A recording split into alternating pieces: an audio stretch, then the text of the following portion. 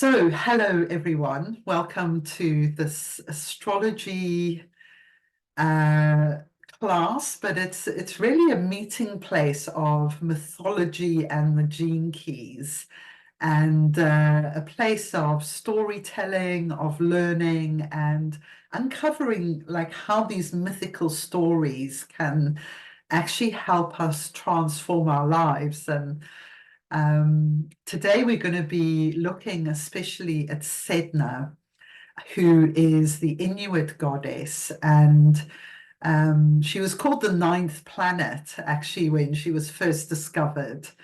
So as a result of her discovery, probably so many more people in the world like know this myth now of this rather strange goddess from the northern Arctic regions.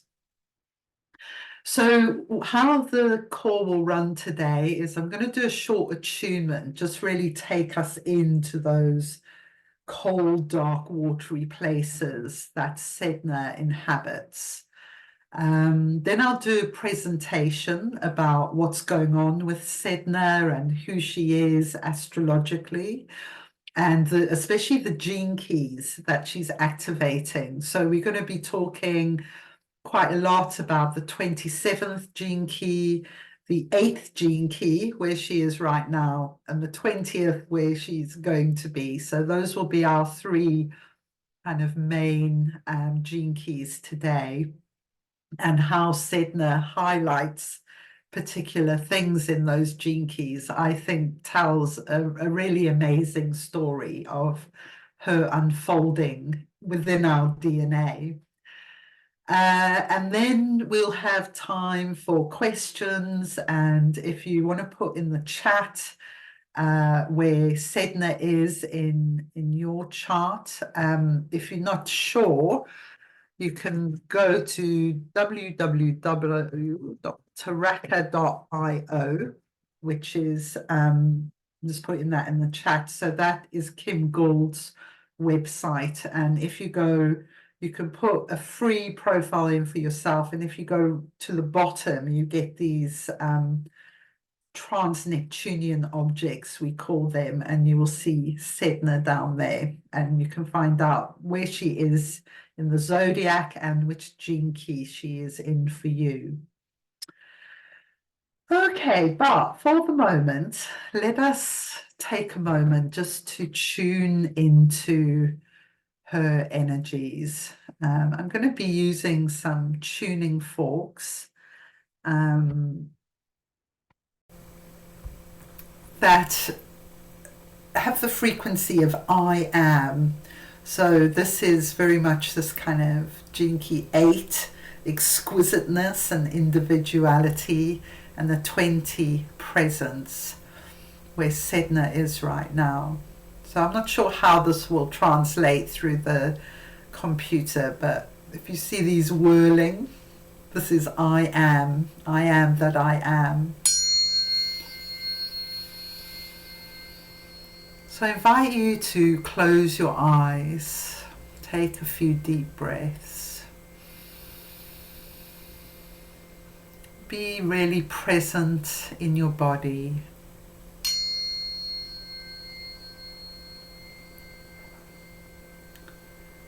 And we're going to go on a journey inside the body.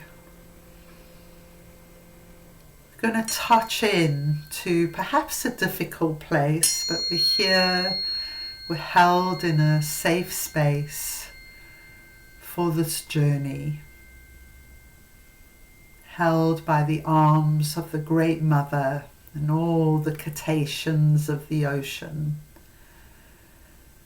As we move deep inside ourselves to those watery, subconscious depths, deep emotional places, places that you may feel rise as waves of sadness, of grief, of rage, of guilt, of victimization.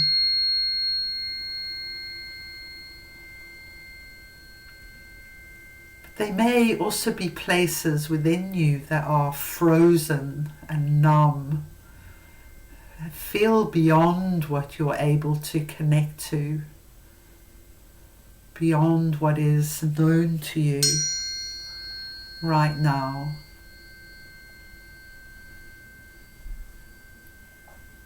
And it's in these deep, dark places that Sedna resides, half fish, half woman.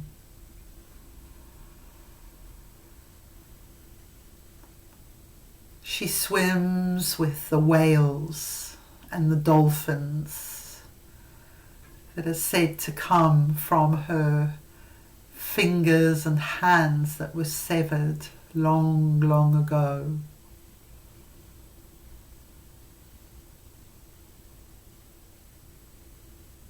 And here in the deep she communes with the walrus, with his huge great form.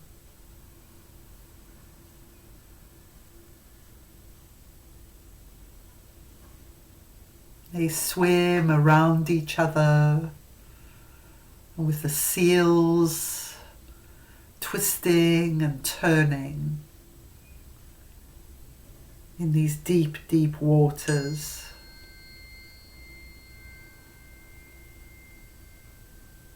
So even in this place of deep woundedness, of disconnection, of exile, Sedna finds her connection again in these creatures of the ocean.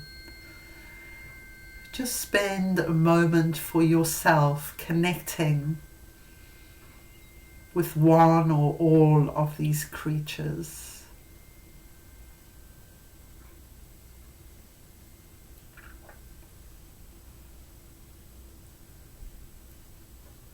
Seeing the healing that is being offered by Sedna and her special animals at this time, for you, for the collective.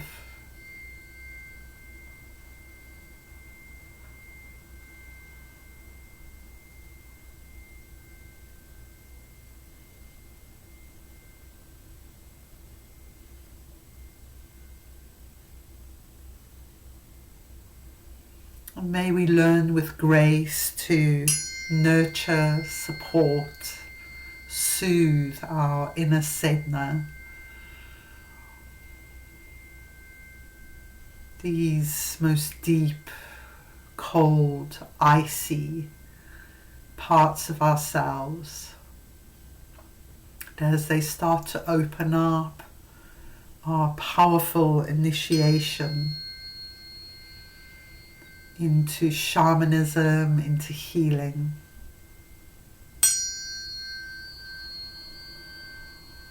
Into oceanic consciousness and interconnectedness with all beings on this planet.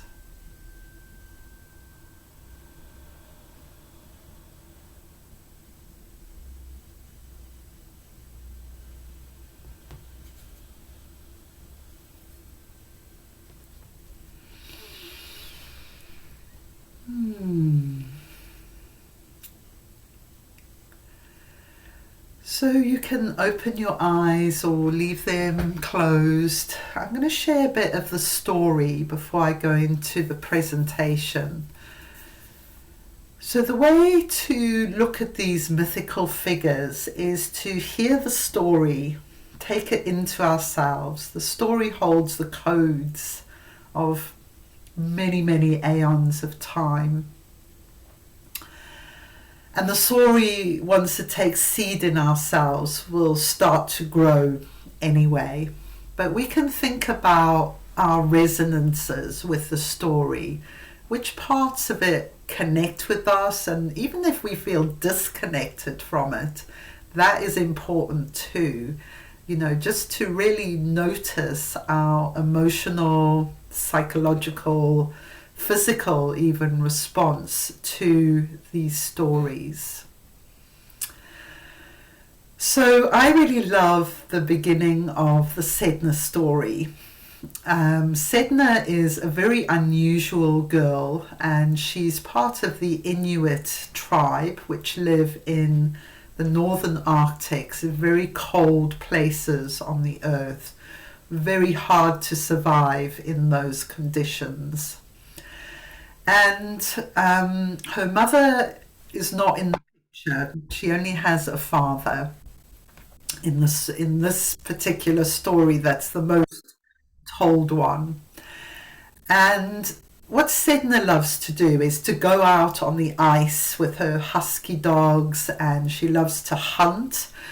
So this is an unusual archetype for a female. She's a huntress, so we might think of like Artemis and Diana.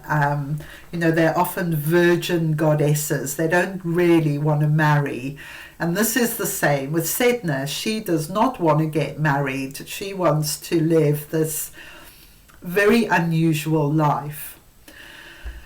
So in my contemplations of this, it's like imagining this small tribe of people in a place really hard to survive, and you have someone like Sedna who comes along and doesn't want to follow any of the social rules, any of the norms.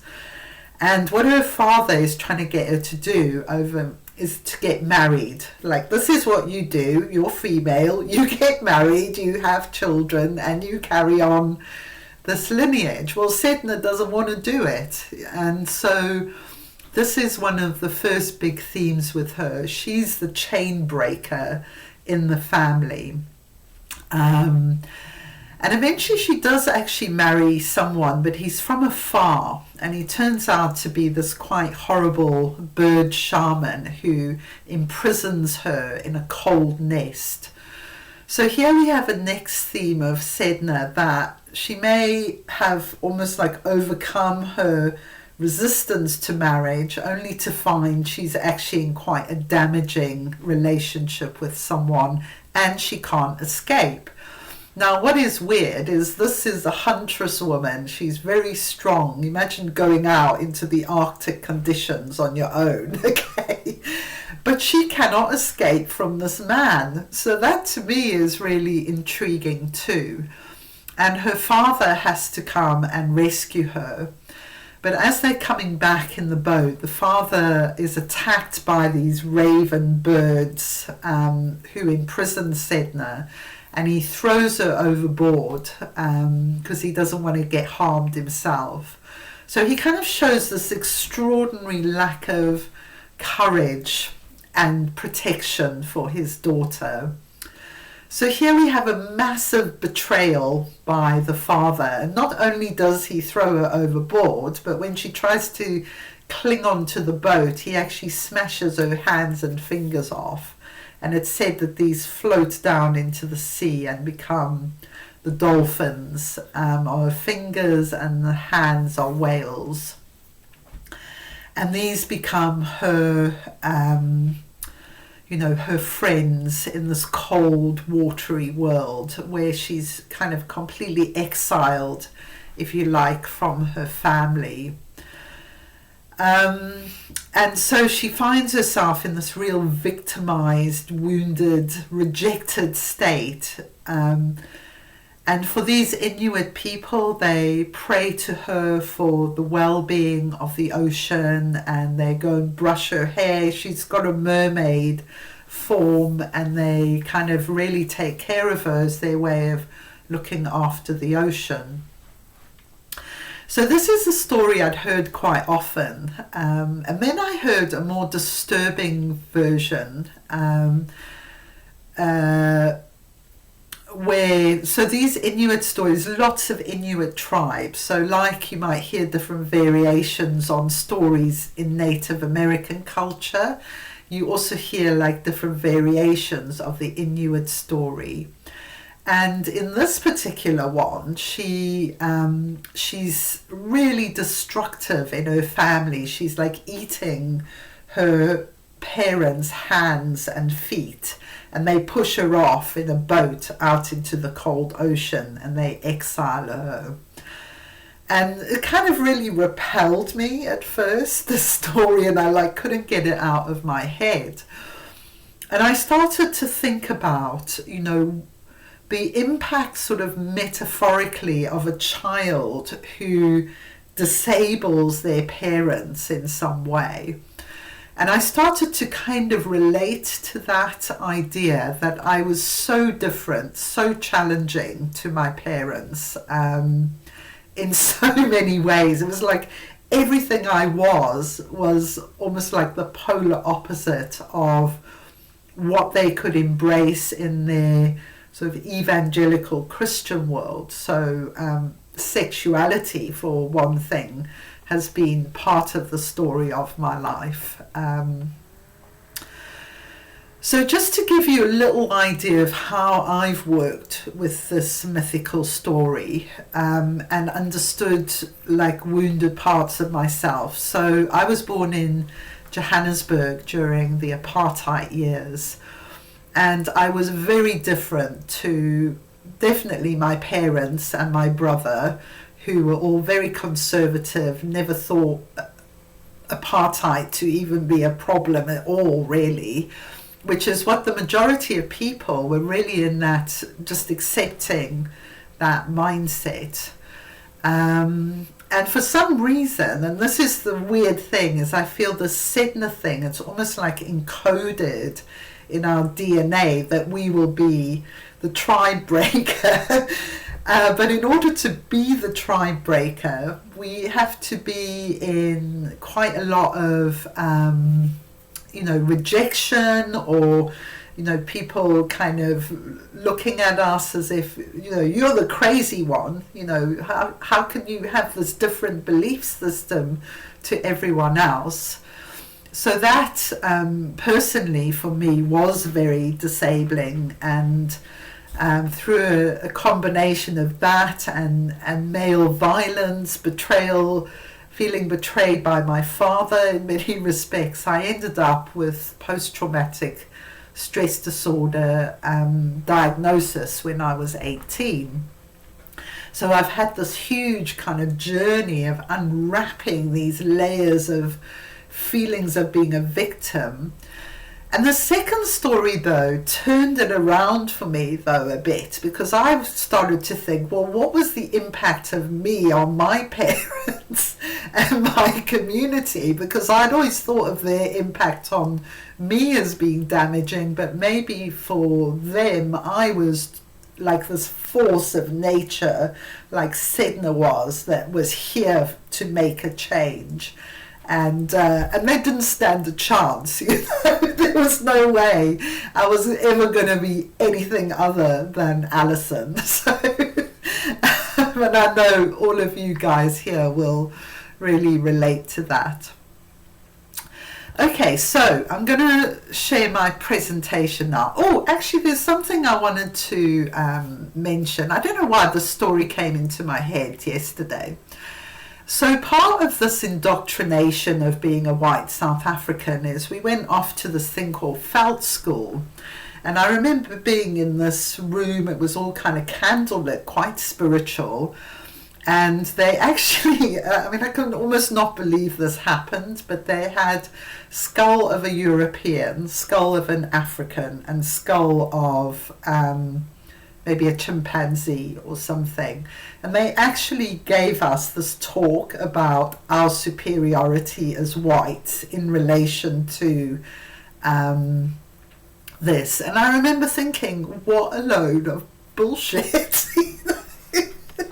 And I was only 11, and I just kind of didn't believe any of the stuff that was being kind of thrown at me day by day. And there were other people, a few other people, I'd say, like me, like a small percentage of people of my age in my school in the years leading up to the end of apartheid, who really didn't accept it as a good reality that we would carry on living in forever. So I don't know why I wanted to mention that, but maybe it'll be important to someone somewhere along the line. Okay, so let me share my presentation here. Oh, if I can see it. Hang on a sec. There we go, Sedna.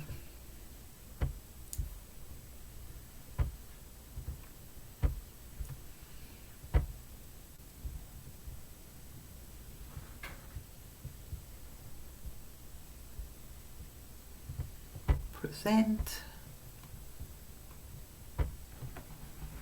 Okay, here we go. So we're actually going to talk mostly about Sedna today because she's sort of the big one, but we're going to mention also two other bodies called Mors Somnus. So Mors means dream and Somnus means death, and these were the twins of the Roman night goddess. So this is another astrological body. And then we're going to talk about Alicanto, who is a Chilean bird that eats metallic ore. Now, all three of these bodies are in Gene Key 8 at the moment. We'll talk a bit more about Gene Key 8 in a bit. But they're right over these very well-known stars called the Pleaides or the Seven Sisters. And Sedna has been there for a number of years, actually. These bodies move very, very slowly. So these are very kind of long-term, deep activations that take place with these bodies. So I'm a Gene Keys guide, and what I love to do is synthesize this sort of mythical astrology with the Gene Keys, which may sound like it would make it more complicated, but actually I think it kind of simplifies it, because we can just take the kind of three words of that Gene Key and think about how the mythical story of whoever we're talking about and the energies apply to that Gene Key, and it can give us some, I think, really interesting ideas. So a bit about Sedna. So this picture here is called Sedna's Wander by the Inuit artist Ningokulak TV. I probably pronounced that terribly, but that's who the artist is. So Sedna was discovered in 2003, and originally through mathematics, actually, that these astronomers knew she was there until they physically saw her. It was quite a distance in time. And she was called the ninth planet, and she's 5,000 times the mass of Pluto. So she's she's a big girl, basically. So she was named after the Inuit goddess Sedna, because she's in this very cold, dark part of the solar system.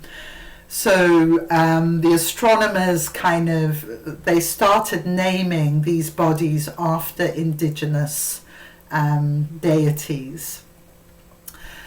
So her existence out there, because imagine all our bodies as we know them are connected with the orbit. They're orbiting the sun, right? That's kind of what we know in our solar system.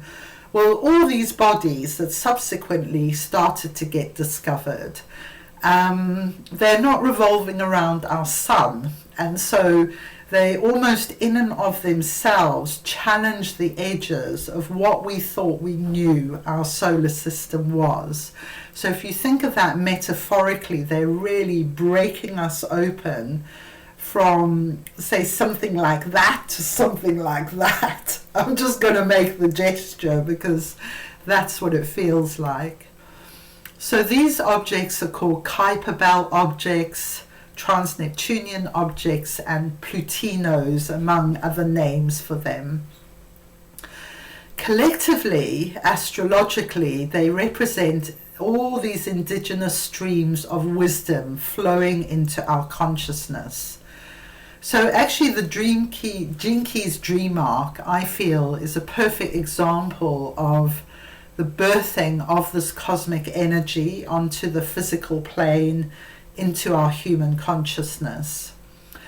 So in a sense, it's very old because it's taking us back to Lemurian, to Atlantean, you know, to like the origins of life when we were much more right-brained and in this dreaming kind of state.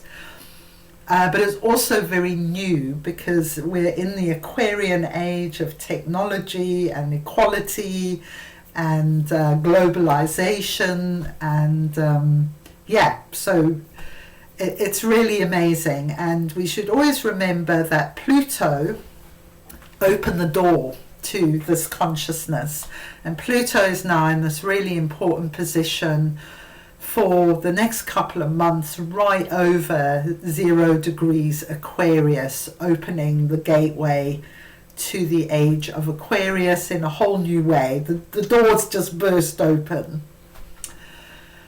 Okay, so Sedna is currently at 29 degrees Taurus, 27 minutes, going retrograde. And this is Gene Key 8. And it moves from mediocrity to style to exquisiteness. So she's been in Taurus since 1965, and before that she was in Aries. So during most of our lifetime, she would have gone through the 51st gene key, the 42. I notice one of us here has that.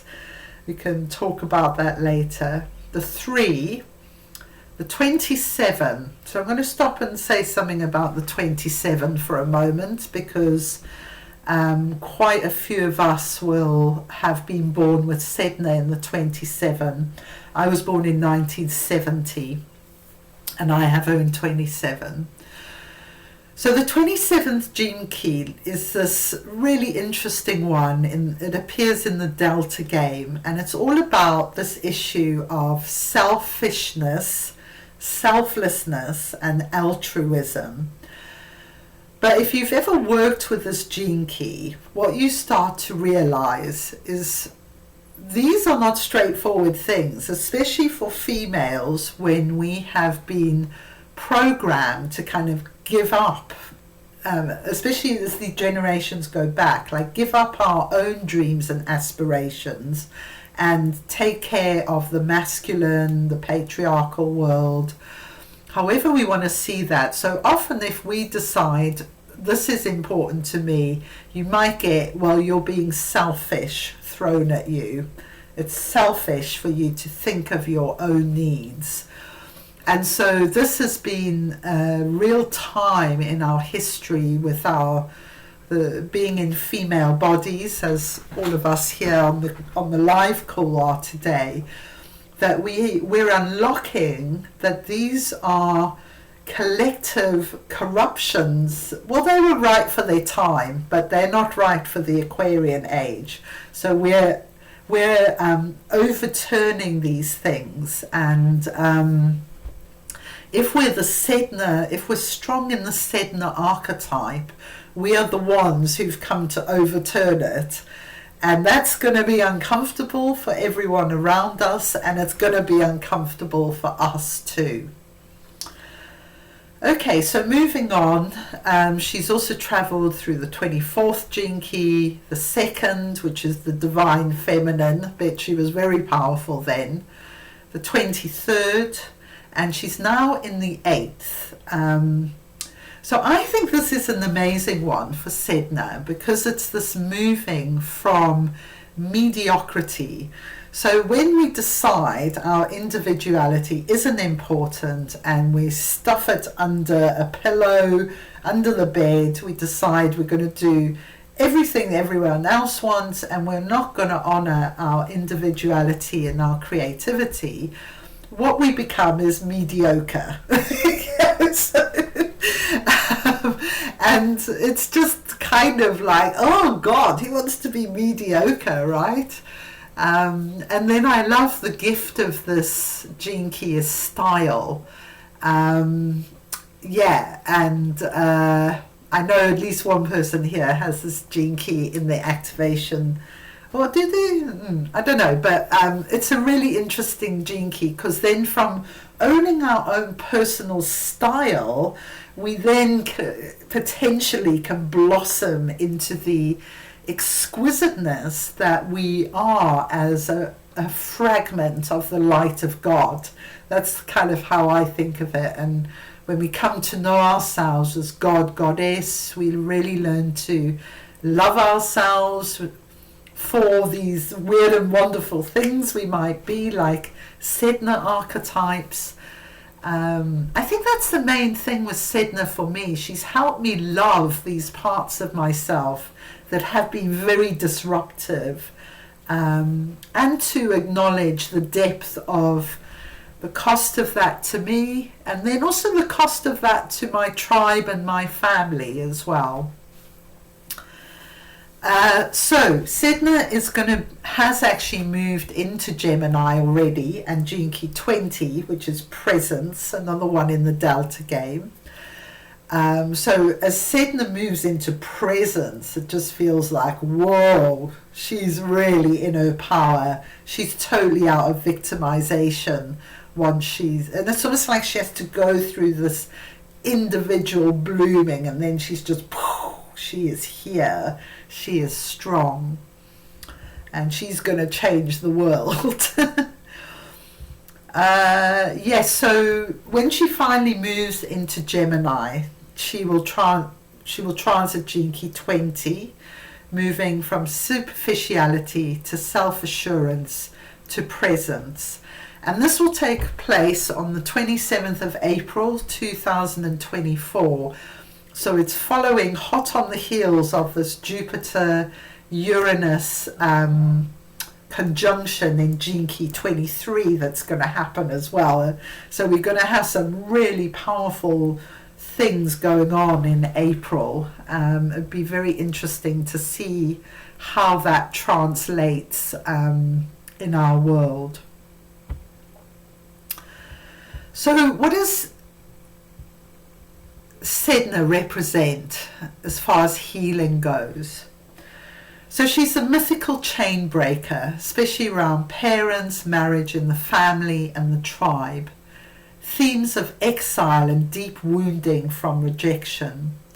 She's a huntress who doesn't want to marry, an unusual archetype for a woman. So she may marry in later life. She may also encounter the aggressive, cruel masculine energy, themes of betrayal by the masculine, cruelty and weakness, and cruelty with her father as well. So for me, one of the key issues is the unfreezing of the emotional realm. So she feels very much connected to the solar plexus, the processing of deep emotional wounds that allow us to come out of this deep state of collective victimization that we're currently in. And she rises from victim to be a powerful shaman healer. She may literally be connected to the unfreezing of the polar regions. And I'm actually reading with my partner Northern Lights by Philip Pullman right now. Probably most of you have read the book because it's so well known and seen the film.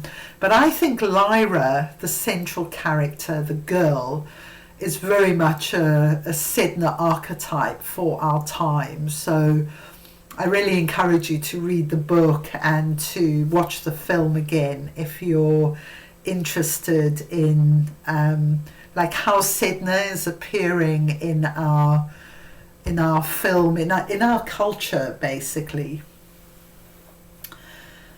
Okay, so this is the chart of today I wanted to share. So this is the 19th of February in London. So you can see here this pink thing. This is where Sedna, so Sedna's at 29 Taurus 27 minutes in Gene Key 8 line 6. So Sedna is now being called a dwarf planet, which is because they figured out that she's round. That's one of the things dwarf planets have to be. More Somnus, I mentioned at the beginning. So this is interesting because Sedna's at 29 Taurus 27 and more Somnus is at 27 Taurus 29 and that's Gene Key 8 line 4, the heart line. And then we have Alicanto, and so they're all right over the Pleaides, the Seven Sister stars, considered by many cultures to, even though they're quite a small constellation, to be very important in our human evolution. So just to show you a couple of other things, we've got Pluto, Venus and Mars in a conjunction at the moment. So this is about the transformation of gender roles, Venus representing the feminine, Mars the masculine. You can see the sun's just moving into Pisces today. Ooh, let me go back. Hey, go back. We can see that Chiron is about to come on the 25th of Feb into this direct alignment with the North Node. So this is interesting because this is in Gene Key 51, which is a real initiation gene key. And so we have the Sedna shamanic initiation, we have more Somnus, you know, the dream and the death, we have Alicanto, and then we've got Chiron there with the North Node that my class was on last week, so you can go back and watch that about Chiron. And then we also then have, you can see Jupiter over here coming into conjunction with Uranus in April, which is going to be another massive activation in Gene Key 23, which leads from complexity to simplicity. So we've got a lot going on, and I also did a class specifically on that, so you can go back and watch more about that if you're interested. So I'll just end saying a bit about Alicanto and more Somnus. So Alicanto is this Chilean mythical bird, and it eats ore, so it eats gold, silver, copper, and its wings and eyes change depending on what it's been eating. I think is connected to the energetic frequency of food being really important in our current transformation of our physical form as these new energies land in our physical bodies. It's almost like we need the right food to support that transformation. And she also edges into issues around greed, actually, because in the myth she leads those who are greedy off cliffs. So I don't know why I'm laughing, because none of us want that to happen to us, but I think she's purifying us around the issue of money as well. Okay, so more Somnus, quite fascinated by more Somnus next to Sedna. It's like, wow. So as I mentioned at the beginning, more Somnus is named after the Roman night goddess's children. So Mors meaning dream and Somnus meaning death. So when I feel into more Somnus, I almost feel like the theta waves of the gongs and sound healing. And the theta waves take us into that deep sleep process that feels to be very much part of our reconnecting with our right brain, timelessness. These are all things that we would associate with these brain states, especially the theta brain state. So walking the path between life and death closely, shamanic experience, healing through sleep and dreams. And I really feel the connection to Chiron and that big shamanic initiation that is happening between now and April that I talked about last week. So yeah, I mean, I think for those of us who are on this path, it's going to be a real kind of awakening few months while we're in this energy. Right, I think that was everything. Okay, so just reading from here. So we've got Gene Key 42, we've got Gene Key 3 represented. So yeah, I'm going to pause the recording now for the sharings. If you want to come along and share about your chart, then you can subscribe to Soul Tribe for these weekly classes. I will put the link in the information. Okay, so I'm going to pause now.